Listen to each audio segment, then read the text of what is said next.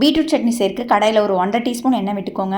Beetroot வந்து நான் 2 எடுத்திருக்கேங்க. குட்டி குட்டியாக கட் பண்ணி வச்சுருக்கேன். நீங்கள் துருவி கூட சேர்த்திக்கலாம். கடாயில் சேர்த்திட்டு இதை லோ ஃப்ளேமில் போட்டுட்டு ஒரு சைடு வதக்கி விட்டுட்டே வாங்க. இது வதங்கிட்டு இருக்க டைம்லேயே நம்ம சட்னிக்கு உண்டான பொருட்கள் எல்லாத்தையும் வறுத்து ரெடி பண்ணிக்கலாம். இந்த சட்னி தாராளமாக 4 பேர் வந்து சாப்பிட்லாங்க.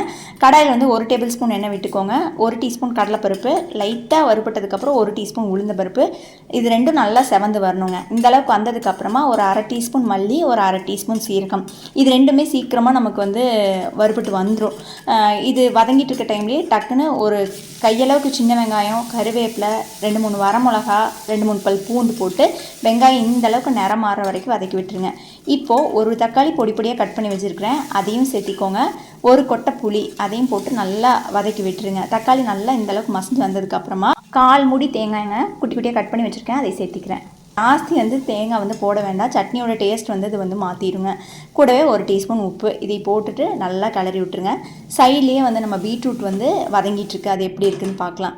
பீட்ரூட் பார்த்திங்கன்னா சூப்பராக நமக்கு வந்து வதங்கி வந்துருச்சு. இதை ஸ்விட்ச் ஆஃப் பண்ணிவிட்டு இந்த பீட்ரூட்டை நம்ம வதக்கி வச்சுருக்க வெங்காயம் தக்காளி கூட போட்டு ஒரு பரட்டிட்டு ஸ்விட்ச் ஆஃப் பண்ணிடலாங்க. இது நல்லா ஆறுனதுக்கப்புறமா நல்லா கெட்டியாக அந்த தண்ணி லைட்டாக விட்டு அரைச்சிட்டோம் அப்படின்னா சாப்பாடு, இட்லி, தோசை எல்லாத்துக்குமே சூப்பராக இருக்கும். இப்போ சட்னி வந்து அரைச்சி எடுத்துகிட்டு வந்தாச்சுங்க. இந்த வீடியோ பிடிச்சிருந்தா மறக்காம வீடியோக்கு ஒரு லைக் கொடுங்க, சப்ஸ்கிரைப் பண்ணிக்கோங்க. தேங்க்யூ.